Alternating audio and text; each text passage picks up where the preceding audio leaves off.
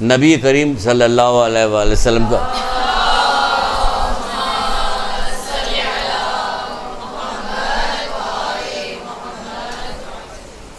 ان کا تحفہ کیا کیا چیزیں ان کو تحفے میں دی جائے گی. اب یہ بھی سن لیجئے، 3 یا 4 تحفے ادھر بھی ہیں. نبی کریم کو دوست رکھنا. سب دوست رکھتے ہیں آپ لوگ، ہے نا؟ یہ 8 ان کے لیے تو شروع ہو رہا ہے، جس میں سے پہلا یہ ہے کہ نبی کریم صلی اللہ علیہ وآلہ وسلم کو دوست رکھنا. آپ کہیں ہم سب دوست رکھتے ہیں، ہے نا؟ ایک حدیث سنا دیتے، پھر آپ خود طے کر لیجیے گا رکھتی کہ نہیں رکھتی. تو ڈھونڈ کے آپ ایسے ہی لاتے ہیں، ایسے ہی لاتے کہ اس کو چھپا کے رکھنے کا فائدہ. اب تک چھپائی گئی تو کون سا ہمارا فائدہ ہو گیا؟ اس کا مطلب کھولنا چاہیے نا. دیکھیے کتنی اچھی حدیث ہے. بلا شبہ رسول خدا صلی اللہ علیہ وآلہ وسلم کا دوست وہی شخص ہے جو اللہ کا مطیع و فرما بردار ہے. چلیے اب بولیے، اب درود پڑھیے تو جانے.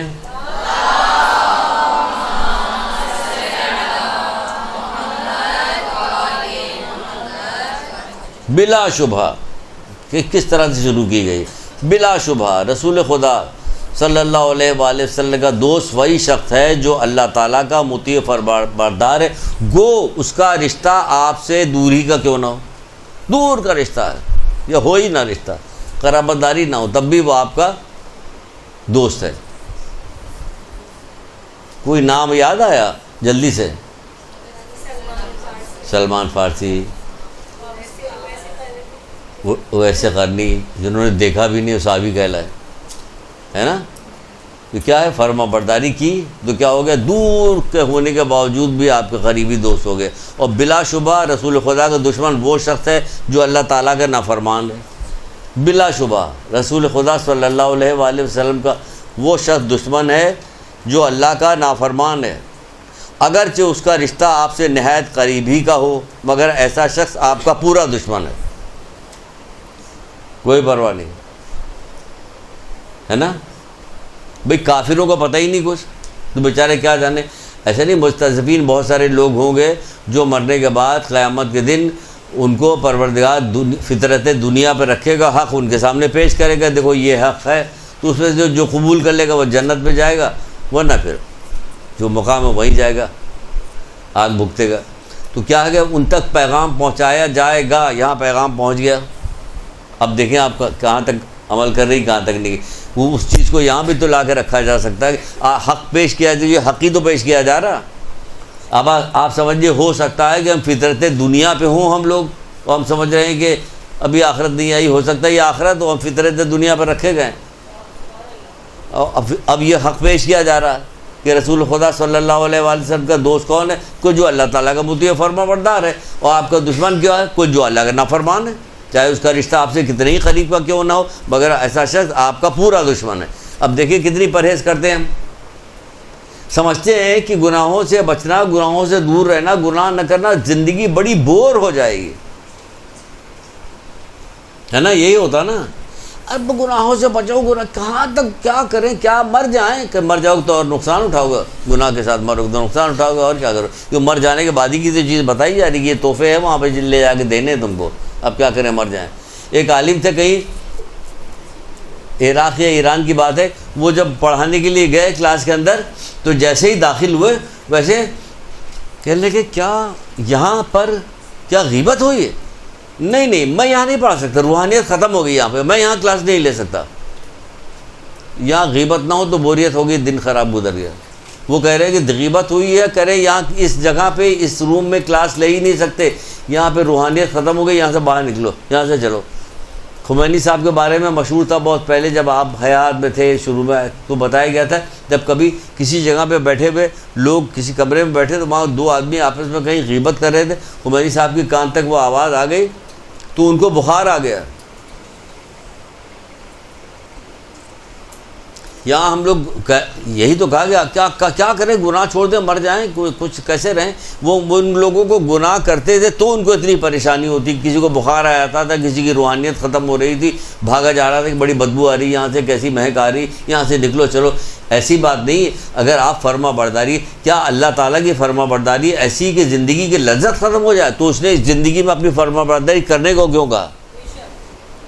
اس کا مطلب لذت آئے گی، لذت پیدا ہوگی، پیر سوج جائیں گے. اللہ منع کرے گا کہ بس کرو محمد، وہ کہیں گے ہم نے حق نہیں ادا کیا. وہ کہ نا شکایتیں کریں گے لوگ آ کے حضرت زہرا سے کہ علی کا حال دیکھے جا کے کیا ہو رہا، تڑپ تڑپ کے کیا ہو گیا، شاید جان نکلنے والی، کس حالت دیکھا بتائے اس حالت کہ نہیں مناجات کر رہے ہیں. ان کو اتنا مزہ آ رہا ہوتا مناجات پہ، گریا کرنے میں انہیں اتنا مزہ آ رہا ہوتا. چھوڑنا ہے بھائی، چھوڑنا ہے، مجھے گناہ کو چھوڑنا ہے. پھر دوسری چیز کیا بتائی جا رہی ہے اسی میں؟ نبی کریم صلی اللہ علیہ وسلم کے تحفے 4 میں دوسری چیز کیا بتائی جا رہی ہے؟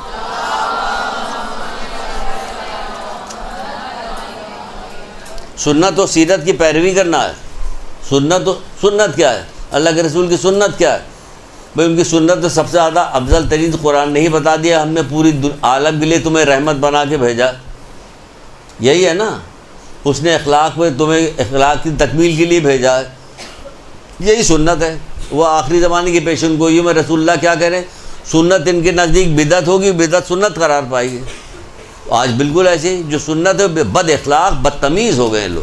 کوئی تہذیب تمیز نہیں گیا، کوئی نرمی نہیں رہ گئی، کوئی حسن سلوک نہیں رہ گیا. ایک شخص آیا، کبھی موقع ملے گا تو اس کو اس ضمن میں سنائیں گے، ابھی یاد آ گیا تو سنا رہے. یمن سے آئے تھے کچھ لوگ اسلام کو جاننے کے لیے، رسول اللہ کے پاس آئے تو اس میں سے ایک شخص تھا، اس نے اتنی شدید بدتمیزی اللہ کے رسول سے کی کہ آپ اس قدر غضبناک ہوئے، اتنے میں جبریل نازل ہو گئے. تو کہا کہ اے اللہ کے رسول اسے کچھ نہ کہیے کہ سخی ہے. اللہ اکبر، اللہ کو سخاوت اتنی پسند ہے. کیا کہنے میرے رب کہ آپ سے کیسی کیسی محبت کرتا ہے، کیسی محبت ہمیں پتہ ہی نہیں، ہمیں معلوم ہی نہیں ہے جیسی محبت کرتا ہے. اگر ہمیں یقین جا کے معلوم ہو جائے، ادراک ہو جائے تو اس کے عشق میں مر جائیں تو تعجب نہ ہو کہ مر گیا عشق میں. کتنے لوگ یہاں عشق میں مر رہے ہیں دوسروں کے، جو خود بھی جہنم میں گئے اس کو بھی لے گئے جس کے عشق میں مر رہے. عاشق معشوق دونوں جہنم میں. یہاں اللہ کے عشق میں جائیں، اگر محمد علیہ محمد کے عشق میں جائیں تو کیا ہو؟ 70 بار زندہ کیا جائے، 70 بار مارا جو مولا آپ کے ساتھ نہیں چھوڑوں گا. یہ ہے عشق. کربلا والے یہی تو کہہ رہے ہیں، مولا 70 بار زندہ کیا جاؤ، 70 بار مارا جاؤ، میری جلا کے میری جسم کی راکھ کو ہوا میں میں آپ کے ساتھ نہیں چھوڑیں گے. یہ ہے عشق. یہاں تو آنکھ بند ہوتے ہی چھوٹ جائے گا، ساتھ مروا دیا اس نے، خود بھی جاری جہنم میں، مجھے بھی لے گئی. ادھر عشق کیجیے. تو کیا کہا جا رہا ہے کہ یاد آ گیا، اتنے میں جبریل آ گئے. جبریل آ گئے کہہ گے اس کو کچھ مت کہنا، یہ سخی ہے.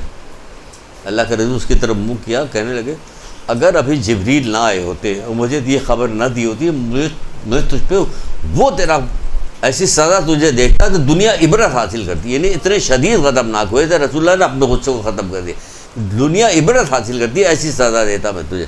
لیکن رک گئے یہاں پہ. کیوں؟ سخی تھا، سخاوت کرتا تھا. رسول اللہ کے ساتھ کیسی کیسی لوگوں نے بدتمیزیاں کی اور کیسی کیسی سنت کی پیروی کی. آپ کیا کیجئے کہ لوگوں کی برائی کے جواب بھلائی سے دیجئے. یہ ہے، یہ پیروی کیجیے گا آپ. خوش اخلاقی سے دیجیے، یہ پیروی کیجیے گا آپ. اور کیا کیجیے گا؟ سورہ سیرت کی پیروی کریں. مکارم اخلاق میں آپ دیکھیے، اخلاق میں کتنی چیزیں بتائی گئی، 9-10 چیزیں بتائی گئی جو اخلاق میں شامل ہوں گی. حسن اخلاق بھی وہ اعلیٰ درجے کی چیز ہے. حسن اخلاق ایک حدیث سنا کے ختم کر دے کہ حسن اخلاق کی تو بہت بڑی ہے کہ 10 چیزیں پائی جاتی ہیں. 10 چیزیں پائی جاتی ہیں. چلیے جلدی جلدی بتا دیتے 10 چیزیں، شاید آپ نے کبھی نہ سنا ہوگا. حسن اخلاق میں 10 چیزوں کا مجموعہ ہوتی ہے جو اصل حسن اخلاق ہے. کیا؟ زبان کی سچائی، یہ حسن اخلاق میں پہلی چیز آتی ہے. امانت کی ادائیگی آتی ہے. سائل کو کھانا کھلانا ہوتا ہے، احسان کا بدلہ چکانا ہوتا ہے، ہمسائے کی تکلیف کو دور کرنا ہوتا ہے. اور کیا؟ اپنے ساتھی کی تکلیف کو دور کرنا ہوتا ہے. 10واں سب سے بالا تر حیا. پھر آگے حیا، سب سے بالا تر حیا. اور پہلا اس میں پہلا کیا ہے؟ اللہ تعالیٰ کا صحیح معنوں میں خوف، یہ پہلا ہے. اور دوسرا ہے زبان کی سچائی.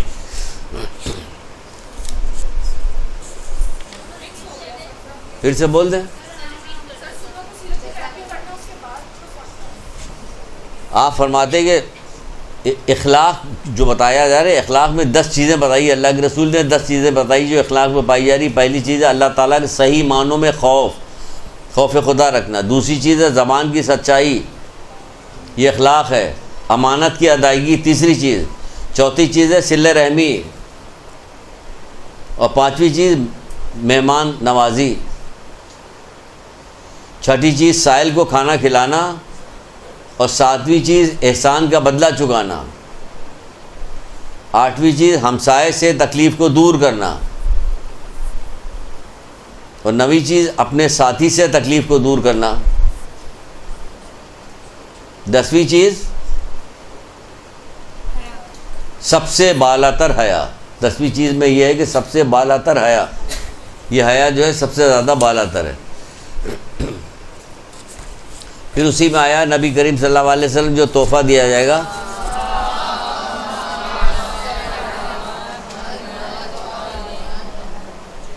ابھی 5-6 منٹ باقی ہے نا، ہاں، تو یہ نبی کا حضرت رسول خدا کا تحفہ تو ختم ہو جائے، اس کو پورا کر دیا جائے۔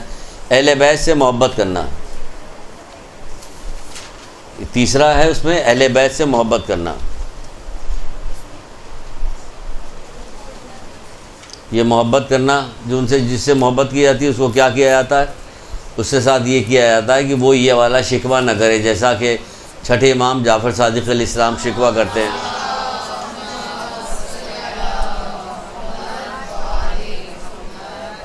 کیا شکوہ کر رہے ہیں؟ آپ فرما رہے ہیں کہ خبردار تم لوگ کوئی ایسا عمل انجام نہ دینا جس کی بنا پر لوگ ہمیں برا کہیں۔ خبردار تم لوگ کوئی ایسا کام انجام نہ دینا جس سے لوگ ہمیں برا کریں، اس لیے کہ نالائق بیٹے کے اعمال پر باپ ہی کو برا بھلا کہا جاتا ہے۔ اس لیے کہ نالائق بیٹے کو کے اعمال پر ماں باپ کو ہی برا بھلا، باپ کو ہی برا بھلا کہا جاتا ہے۔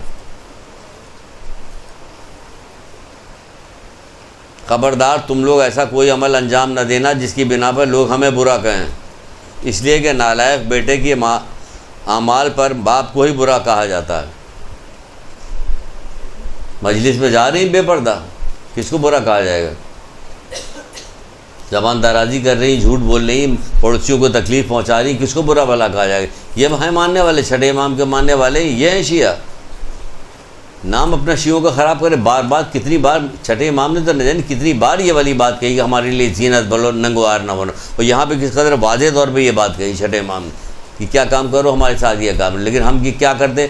ہم یہ کرتے ہیں کہ ان کے نام کے اوپر ان کی وجہ سے ان کا نام لے کے کیا ہے جو عمل صالح چھوڑ دیتے ہیں۔ نہ عمل صالح جو ہے ان کے نام کی وجہ سے عمل صالح چھوڑنا پڑے گا، نہ عمل صالح کی بنیاد بھی ان کو چھوڑنا ہو، دونوں ایک ساتھ رہیں گے۔ اللہ کی فرما برداری اور محمد علیہ محمد کی محبت ایک ساتھ ہے۔ اگر ایک بھی اس میں سے جدا ہو گئی کہ اللہ کی فرما برداری کر رہی ہوں، محمد علیہ محمد کی محبت گئی تو کام خراب ہوا، اور آپ محمد علیہ محمد سے محبت کر رہی ہو، اللہ کی فرما برداری چھوڑ دیا تو کام خراب ہوا۔ دونوں ایک ساتھ ہے، فرما برداری اور محبت۔ یہ 8ویں امام کو باقاعدہ قول ہے، یہاں پہ لگا بھی ہوا۔ اگر آپ لوگ آتی جاتی ہیں تو اگر نگاہ پڑھیے تو دیکھیے، تو یہ ہو گیا کیا 4 چیزیں ہو گئی، کیونکہ 3 چیزیں ہوئی۔ اچھا، اہل بیت سے محبت، یہ اہل بیت سے محبت بھی چوتھی کیا چیز ہے؟ چوتھی 3 ہی چیزیں اس میں، برائی سے زبان کو محفوظ رکھنا،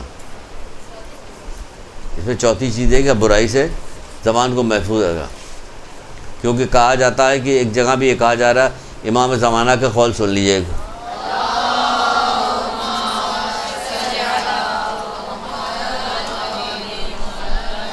آپ میں سے ہر ایک کو چاہیے کہ وہ ایسا عمل کرے جو ہماری محبت کے قریب کرے، جو ہماری محبت کے قریب کرے، ایسا عمل کرے جو ہماری محبت کے قریب کرے، اور